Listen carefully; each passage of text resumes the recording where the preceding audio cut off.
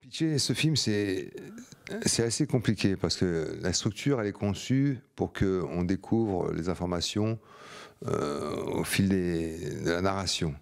Donc le pitcher, c'est un peu le spoiler. Mais je vais essayer quand même. Je vais faire ça pour première. C'est l'histoire de deux hommes bien sous tout rapport qui travaillent durement dans le bâtiment et qui, se sentant exploités, dominés, même parfois humiliés, décident de prendre une décision irrévocable.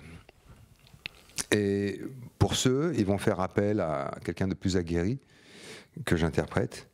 Et le film va s'évertuer à raconter les conséquences de cette décision et la façon dont ils vont devoir la subir dans leur existence. Qu'est-ce que tu fous là? On s'était mis d'accord, non? Moi, je suis venu vous prévenir, les gars. Il vous faut quelqu'un pour la sécurité. Associé. C'est nous qui cherchent depuis le début, il nous tire par les couilles. Qu'est-ce que tu fous avec Anaïs, toi? Non mais dis-nous, t'es quoi? T'es un pervers, ça? Êtes calme. Oui, tu dégages maintenant. À travers ces trois personnages principaux, je raconte trois façons d'affronter la vie en fonction de la classe sociale qui est la leur. On part d'en bas, donc avec mon personnage, qui est ce personnage qui aimerait posséder, qui n'a rien mais qui aimerait posséder. Il y a le personnage qu'interprète Nicolas Duvauchel, qui a un peu, mais qui s'estime lésé, pas rémunéré à sa juste valeur, donc frustré quelque part. Et il y a le personnage qu'interprète Raphaël Personnaz, qui lui possède beaucoup. Il a une très grande maison, il a une très grosse voiture, une très jolie jeune femme, enfin, et il veut encore plus. Et à travers ces trois aspects-là de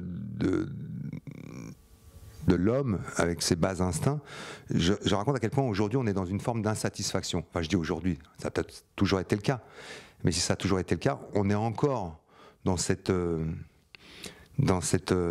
aspect-là de l'humain. Donc c'est à travers ça, j'essaie de raconter aussi la façon dont je perçois notre existence, notre vie, et la façon dont on est forcément en train de regarder ce qu'on pourrait obtenir et ne pas regarder ce qu'on a déjà. Et dis du passé. Tu t'en débarrasses. T'as peur, hein? Bien sûr, j'ai peur. On peut pas faire ça. On n'a pas le droit. On arrête tout. Le fil conducteur de ce film, c'est avant tout le personnage qu'interprète Nicolas Duvauchel, José. Il est le fil rouge du film, et c'est à travers lui, à travers ce qu'il subit, et à travers son attitude également, qu'on va être amené à passer du temps avec l'un ou l'autre, ou avec telle ou telle histoire. Parce qu'il y a des histoires parallèles, puisqu'on suit plusieurs destinées, et notamment dans le milieu professionnel, mais également dans leur intimité. Donc chaque décision me concernant en tant que metteur en scène qui me dirige vers une séquence, c'est parce qu'elle est motivée par le personnage de Duvauchel. Ce qui s'est révélé à nous, je parle de ma monteuse Monica Coleman et moi-même, c'est que pour mieux comprendre l'histoire, il fallait ôter de l'information. Et c'est parce qu'on enlevait des informations qu'on comprenait mieux, ou en tout cas on finissait par mieux comprendre ce qui se tramait. Et finalement, le paradoxe est celui-là.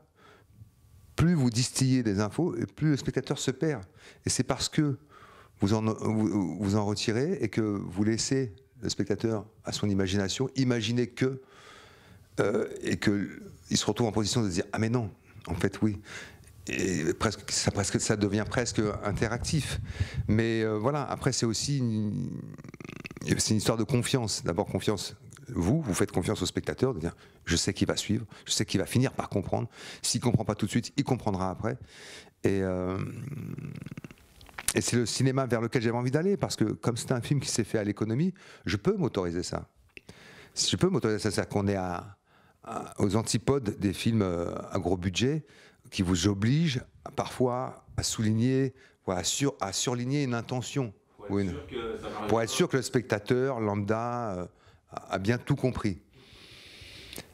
Et avec ce film, j'avais envie de revenir aux fondamentaux et de se dire, partons du principe que le spectateur est intelligent. et qu'il comprendra. Et il a toujours été question que ce soit vous qui jouiez ce troisième personnage? Pas du tout, pas du tout. En fait, si vous voulez, comme on a été confronté à pas mal de refus de la part des partenaires susceptibles de financer un film, comme je vous le disais, on a travaillé dans une économie. Le film, c'est un film qui coûte autour de 2 millions, donc c'est ce qui est très peu aujourd'hui dans le cinéma aujourd'hui. Donc il a fallu faire des économies. Et étant réalisateur et coproducteur du film, ouais, à un moment on s'est dit, et si tu jouais Moïse, déjà ça ferait un cachet en moins, quoi. Bon, après c'est pas un rôle dégueulasse non plus, hein. C'est pas une punition. Mais c'est vrai que dans mes films précédents, j'étais resté constamment derrière la caméra et il me semblait que c'était la place qui me convenait le mieux. Ce que je peux vous dire sur ce rôle, quand j'ai commencé à caster les acteurs principaux, donc j'en ai vu quelques-uns, et il y en avait un sur deux qui me disait « Moi, je voudrais jouer Moïse ». Et en fait, c'est un personnage qui fait fantasmer les acteurs. C'est un rôle qui fait fantasmer les acteurs. Donc voilà, c'est pour ça que je vous dis, c'est pas... J'y suis pas allé à reculons et je l'ai pas pris comme une punition. Mais c'est toujours délicat. D'abord, ça vous montre à quel point on peut être schizophrène, de passer du rôle de metteur en scène à celui d'acteur. Et puis c'est toujours délicat de mettre en scène des gens à travers une séquence que vous êtes en train d'interpréter avec eux. Et je me souviens sur mon premier film, j'avais fait ça avec Jean-Pierre Cassel. Je me disais, mais pour qui tu te prends? Tu es en train de lui dire de la faire différemment, tu es en train de jouer avec lui. Enfin voilà, il faut prendre son courage à deux mains, quoi.